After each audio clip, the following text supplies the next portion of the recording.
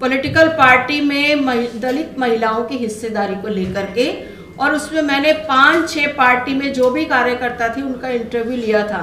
तो उसमें BS Bahujan Samaj party से भी एक महिला काम कर रही थी, फिर कांग्रेस पार्टी में, फिर बीजेपी में और कम्युनिस्ट पार्टी में तमाम तरह की औरतों के मैंने इंटरव्यू लिए। और इंटरव्यू में यही पाया कि जो दलित महिलाओं की स्थिति है पार्टियों में वो बेहद निराशाजनक है, वो लीडरशिप में कहीं भी नहीं है। और मैं दलित महिलाओं की क्या बात करूं कि जो सामान्य महिलाएं वो भी लीडरशिप में नहीं है, पर दलित महिलाओं की तो हम बात ही छोड़ दें। बहुत सारी जो हमारे साथी थी उन्होंने बताया कि वो दरी बिछाने से लेके जूतों को खिसकाने तक, कुर्सियों की धूल झाड़ने और ये सब का काम करते हैं वो पार्टी में।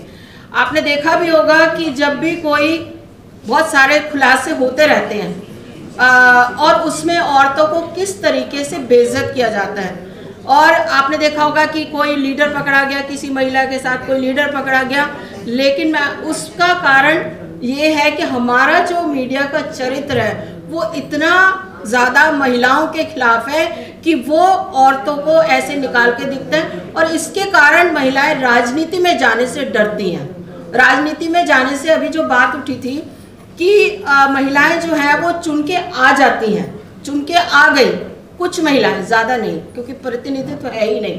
प्रतिनिधित्व का मतलब ये होता है कि जितनी आबादी उतनी प्रतिशत महिलाएं हो तो हम मानते हैं प्रतिनिधित्व। अगर 150% आबादी में से 2-1 महिलाएं आई तो प्रतिनिधित्व नहीं माना जा सकता उनको। तो जो लोग कहते हैं कि भाई औरतें चुन के भी आ जाएंगी, क्या हो जाएगा, उनके पति उनकी जगह बैठ जाएंगे, उनके जेठ उनकी जगह बैठ जाएंगे, उनके देवर या उनका बेटा या वो, मेरा मानना ये है कि चाहे पति बैठे या देवर बैठे या जेठ बैठे, कुर्सी जो है वो अपनी कीमत समझा देती है। आज उनका अगर पति बैठा है तो कल वो उसको धक्का मार के उस कुर्सी पे जरूर बैठेंगे, और ये हो भी रहा है, ये हो भी रहा है। जहाँ जहाँ औरतें ने अपनी जगह बनाई, कुछ सालों में उसने उस जगह की कीमत समझी।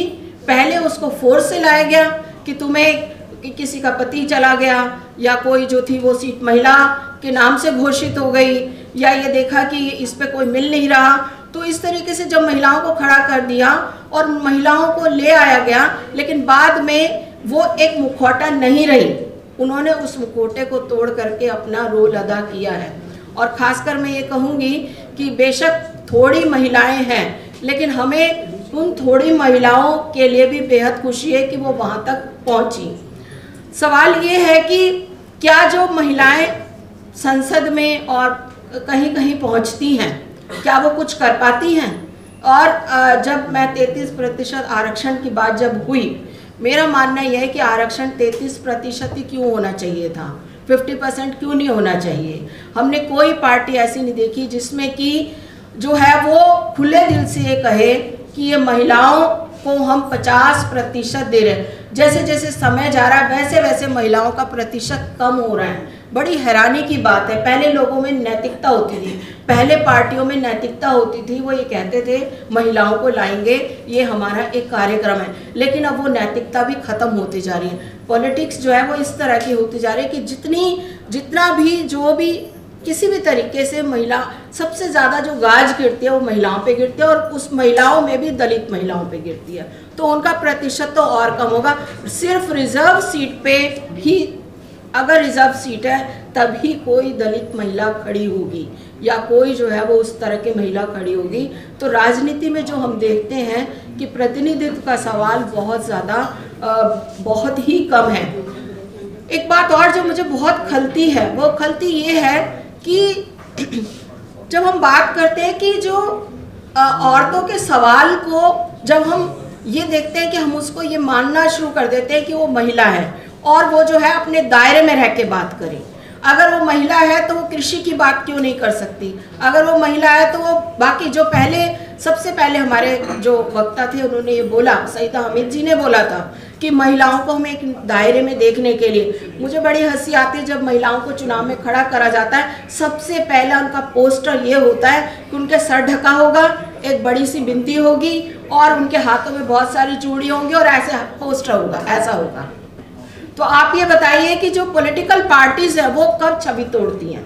कोई छवि नहीं तोड़ती, बल्कि वो उस तरह का बढ़ावा देती हैं कि इस तरह की महिलाएं आए जो घरेलू हों, जो अपने संस्कारों में जीती हों, जो परिवार को महत्व दे, जो पति को महत्व दे, जो पहले घर देके और फिर जाके पार्लियामेंट में बैठे या फिर जाकर के किसी दफ्तर में बैठे। तो ये स्टीरियोटाइप छवि ये औरतों ने नहीं गढ़ी है। आपको मैं बताऊं, जो हमारे एक साथी कह के गए थे कि औरतें औरतों को क्यों दुश्मन, औरतें औरतों की दुश्मन होती है। भाई हम कभी आपसे ये नहीं पूछते क्या घर में औरतें जो आदमी जो है कभी झाड़ू पोछा करते हैं? औरतों से ये उम्मीद की जाती है कि वो जो है वो औरतें औरतों की दुश्मन होती है, लेकिन औरतों ने कभी ये सवाल नहीं उठाया होगा कि भाई आपके घर के पुरुष कितना झाड़ू पोछा बर्तन लगाते हैं, कितना घर चमकाते हैं, कितना बच्चों को पालते हैं, क्या करते हैं। हम तो ये सवाल कभी नहीं उठाते क्योंकि हमारे जहन में ही नहीं आता ये सवाल कि हम ये कहें कि हम इस तरीके, क्योंकि हमारे जो एक स्टीरियोटाइप छवि है कि औरतों को ये काम करना है, अगर क्योंकि औरतों को ये काम करना है तो उनका दायरा बहुत छोटा हो गया है और छोटा कर दिया गया है। इसमें मैं जो है वो जो सीधे तरीके से औरतें औरतों की दुश्मन नहीं है, ये व्यवस्था औरतों की दुश्मन है। हम जो है व्यवस्था के सवाल को बहुत नैरो करके उसको और सास और नंद तक खींच के ले आते हैं उसको। तो ये व्यवस्था का प्रश्न है जो मजबूर करता है कि घर का काम औरत करेगी, अगर बहू ने नहीं किया तो सास को करना पड़ेगा, सास ने किया तो नंद को करना पड़ेगा। अल्टीमेटली कपड़े जिसको धोने हैं वो ही धोएगा, बाकी आदमी आराम से बाहर घूमेगा। उसे धुले हुए प्रेस कपड़े चाहिए तो वो क्यों लड़ेगा घर में? अगर उसे धुले हुए कपड़े मिल गए, उसे बना हुआ खाना मिल गया, उसे घर साफ सुथरा मिल गया, तो वो क्यों कहेगा किसी को, क्यों लड़ेगा किसी को? देखो उसके कपड़े मत धो, 10 दिन आकर के अपनी औरत पे डंडा मारेगा वो कि मेरे कपड़े क्यों नहीं धुले। फिर ये जो लड़ाई डाइवर्ट हो जाएगी, फिर कहेंगे आदमी औरत का दुश्मन होता है, क्योंकि अभी सारे काम जो है वो सिंगल हैंडेड औरतें संभाल रही हैं। तो मेरा जो मैं ये कहना चाहती हूँ कि जो हम जिस तरीके से राजनीति को देखते हैं और पर्सनल चीज़ों को बिल्कुल जो है वो छोड़ देते हैं, तो जो राजनीति है उसमें जो भागीदारी है हमें सुनिश्चित करनी पड़ेगी। और दोनों तरह की पॉलिटिक्स में, एक तो जो हमारी जिसे हम कहते हैं राजनीतिक, और एक जो है पारिवारिक राजनीति, वो हमें सेट करना पड़ेगा। और ये सेट जो होता है ना कि बहुत बार हम जाके बोलते हैं कि हमें औरतों की आज़ादी चाहिए, औरतों की आज़ादी चाहिए, लेकिन घर में हम उतने ही मानसिकता से ग्रसित हैं। घर में हम उस मानसिकता से, जब हम संसद में जाके बैठते हैं, जब हम कहीं जाके बैठते हैं, जब हम भाषण देते हैं, तो हम भी तब हमारी मानसिकता उससे मुक्त नहीं होते। तो इसलिए मुझे लगता है कि एक तो ये बात हमें दोनों स्तर पे जो राजनीति है वो दोनों स्तर पे हमें एक साथ बात करने की ज़रूरत है।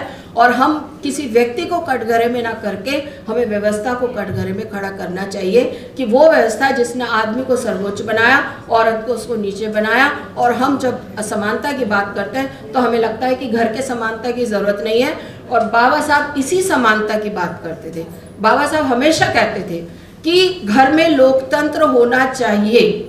घर में, पार्लियामेंट में भले पार्लियामेंट का लोकतंत्र गायब हो रहा है, क्योंकि परिवारों में भी लोकतंत्र गायब हो रहा है। परिवारों में हम लड़कियों को निकलने नहीं देते, उनको फोर्स कर रहे हैं कि वो जो समाज में जो दायरा है। देखिए मैं एक चीज़ आपको मैं बता दूं कि जो चीज़ हम पे थोपी जाती है, मान लो हम पे घूंघट थोप दिया कि औरतों की जो इज्जत होती है वो सर ढकने से होती है, क्या होगा? वो थोड़े दिन बाद औरतें कहने लगी हमें तो सर ढकना अच्छा लगता है, हमें अच्छा लगता है, क्योंकि इससे क्या होता है हमारे बाल सफ़ेद नहीं होते, धूप नहीं लगती और बहुत अच्छा लगता है। और आदमी देखो ऐसे घूमते रहते हैं, उनको पसीना आता है, हमें पसीना।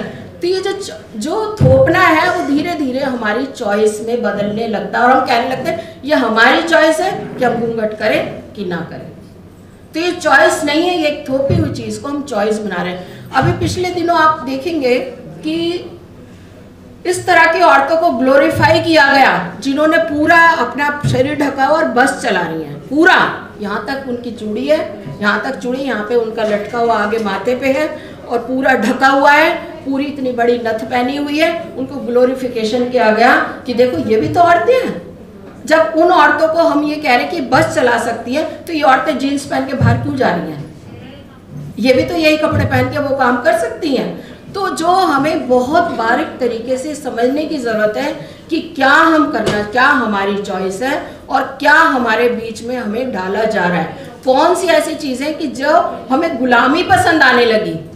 हमारे जो गुलामी के बाबा साहब ने हिंदू नारी का उत्थान पता नहीं किताब लिखी है, अगर आप पढ़िए, कि जो गहने थे, जो पाजेब थी, जो ये हमारे ये जो मांग थी, या जो भी हाथ में मोटे मोटे कड़े थे, वो औरतों को भाग ना सके, वो अपनी मर्जी के काम ना कर सके, वो डिपेंड हो जाए, इसलिए उनको ये चीज़ें पहनाई गई। लेकिन अब ये हमारे शौक हो चुके हैं, इनको अब हम शौक कहते हैं, और बाजार में उसमें और तड़का लगा दिया कि वो जो है वो ला करके तरह तरह की सुंदर सुंदर पजेबें, मतलब बेड़ियाँ जो कि बेहद खूबसूरत है, गले का हार जो कि बहुत खूबसूरत है, और 10 तोले का सोने का है, लेकिन ये नहीं समझ रहे कि ये हमारे एक फांसी का फंदे की तरह काम कर रहा है। बेशक वो आपकी मनी है। एक बार मेरी एक फ्रेंड ने कहा, एक मैं बहुत मजेदार, मैं किताबें खरीदती हूँ, मेरी एक मित्र ने कहा कि जब हमारा डीए बढ़ जाता है तो हमें थोड़े पैसे मिलते हैं, तो उनसे कहा कि भाई मैं तो एक हार खरीदूंगी। ये मज़ेदार बात सुनिए। तो मैंने कहा कि तुम कुछ सेविंग कर लो, अगर तुम्हें हार क्यों खरीदना है? कह रहा है सेविंग को मैं गले में थोड़ी लटका के जा सकती हूँ कहीं, तो हार ही तो लूँगी, हार तो मैं लटका के 4 लोगों को दिखा भी सकती हूँ, लेकिन सेविंग का क्या होगा? तो वही मैं कह रही हूँ कि बहुत ऐसा हमें ये सोचना पड़ेगा कि किस तरीके से जो है महिलाओं के कुछ ज़रूरी सवाल हैं जो व्यवस्थागत सवाल है।